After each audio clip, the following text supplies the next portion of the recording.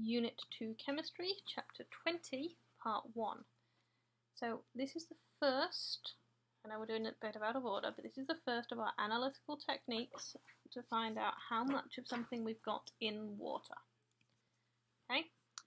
Before we go on to that, we need to think about how we can measure the quantities in a chemical reaction. So a balanced equation tells you the relative proportion of your reactants to your products. So therefore, if you know the data about just one of them, so say you know the amount in mole of oxygen there, you know that there's always going to be twice as many amounts in mole of hydrogen. That's what your equation tells you, 2-to-1 ratio.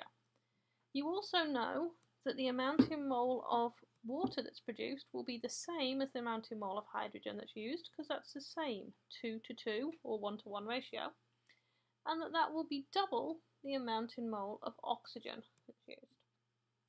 Okay, so this is what we call stochiometry, and our simplest type of stochiometry is mole to mole. You are given the amount in mole of one substance, you use it to find the amount in mole of your desired substance. You've got to start with a balanced equation, because the balanced equation tells you the ratio you're working with. Okay, so for example, if you want to know how much hydrochloric acid you will get from reacting 3 moles of hydrogen with some chlorine, and it says excess chlorine, that just means you got more than enough chlorine. So we start by writing our balanced equation. H2 plus Cl2 is going to give you 2 HCl. Now we've got to make sure that we've got these formulas right. Okay, and these are both diatomic gases, so we know we've got a 1-to-1-to-2 ratio. Now 1 mole of hydrogen gives you 2 moles of HCl, so 3 moles of hydrogen will give you 6 moles of HCl. What we're actually doing, okay, to think about it for more complex examples, we are dividing by the coefficient in front of hydrogen, and we are multiplying by the coefficient in front of the HCl.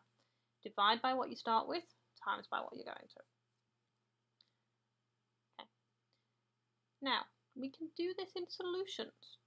We're using a process called volumetric analysis. So if we know the concentration and the volume of something, then we can find its amount in mole, and then we can do that stochiometry just like we saw before. Okay, so we start by writing a full balanced equation. We then calculate the amount in mole of a substance with our known concentration and volume.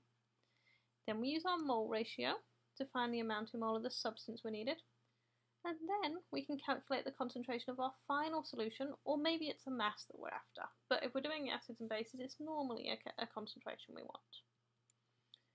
So, for example, if I've got some barium chloride solution mixed with excess sodium sulfate solution, what's the mass of the precipitate I'm going to form? Okay, so this is starting with a solution stochiometry. So I start by writing my full balanced equation. So I've got a 1-to-1-to-1-to-2 ratio. And be really careful here. Make sure you check carefully how to do your formulas before you then start to balance it. Okay, so looking, for instance, that sulfate has got a 2 negative charge. Sodium's only +1, so that's got to be Na2SO4. Now we've then got the concentration and the volume of the barium chloride, so we can find the amount in mole. Then, just as before, we can use our ratio. So here we've actually got a 1-to-1 ratio, so the amount of barium chloride that we make is going to be the same as the amount that we use. It's going to be the same as the amount of barium sulfate that we make as a precipitate. So 0.03 moles of barium sulfate. And if we then wanted to find its mass, we could use the molar mass of barium sulfate, and we'd find that we make 7 grams of this.